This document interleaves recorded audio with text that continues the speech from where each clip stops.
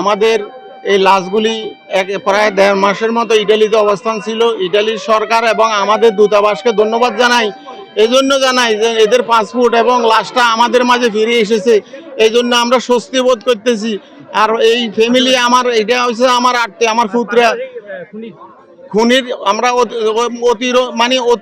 অতি সন্নিকটে আমরা খুনির ফাঁসি চাই এবং দ্রুত বিচার আদালতে যেন তার বিচারটা হয়, এটা যেন আমরা দেখে যেতে পারি, আত্মীয় স্বজন যেন দেখে যেতে পারে, এটাই আমরা সরকারের কাছে প্রত্যাশা আমাদের। আমাদের মামা মামি মামাতো বোনকে আমরা বুঝিয়ে পাইছি বাংলাদেশে।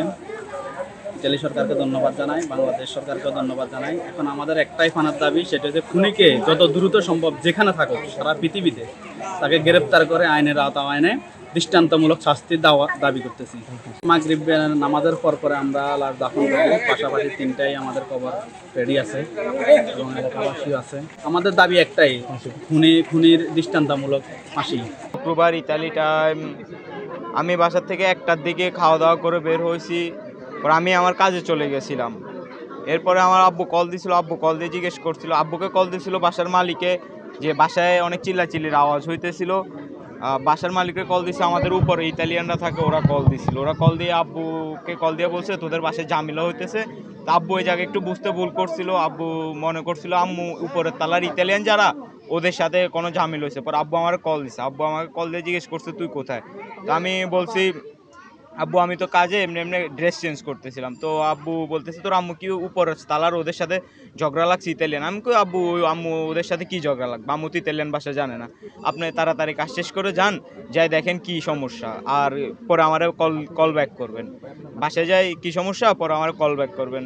এরপরে আব্বু সম্ভবত 2টা বাজে ওই দিন কাজ শেষ। এরপর আব্বু বাসার দিকে গেছে, কিন্তু আমি এরপর 2:30 3টার দিকে কয়েকবার আমি কল ট্রাই করছিলাম, ওরা কল রিসিভ করে না, কারো ফোনে কল রিসিভ করে না। পরে আমি তো কাজে ছিলাম এই জন্য, আর আমি বারবার কলও দিতে পারতেছিলাম না, তাও আমি অনেকবার ট্রাই করছিলাম কল দেওয়ার। পরে এক পর্যায়ে আমি রাতের 9টা বাজে আমার কাজ শেষ করে বাসায় গেছি। বাসায় মানে আমার কাছে আমাদের বাসার চাবি ছিল, তো আমি নিচের গেট খুলে আমাদের উপরের গেট খুলছি। উপরের গেট খোলার সাথে সাথে ও আমারে অ্যাটাক করে ফেলছে। প্রথম কোপটাই মাথায় দেওয়ার সাথে সাথে আমি পড়ে গেছি। পড়ে যাওয়ার পরে ধস্তাধস্তি হয়েছে অনেকক্ষণ, 3-4 মিনিট ধস্তাধস্তি করে এক পর্যায়ে ওরা আমি ফালাই দিছি, ওর হাতরে মুচকায় ঘুরে ওরে ফালাই দিছি। ফালাই দেওয়ার পরে আমি তাড়াতাড়ি দৌড় দিয়ে বের হয়ে চলে গেছি। আমি চাই অতি দ্রুত ওকে অ্যারেস্ট করা হোক এবং ওরা শাস্তির আওতায় আনা হোক। আর ইতালিয়ান পুলিশ স্কোয়াদ্রা মোবিলে গোয়েন্দা বিভাগ ওরা ওদের সর্বোচ্চ দিয়ে কাজ করতেছে ওরা অ্যারেস্ট করার জন্য, বাকিটা ওরা জানে।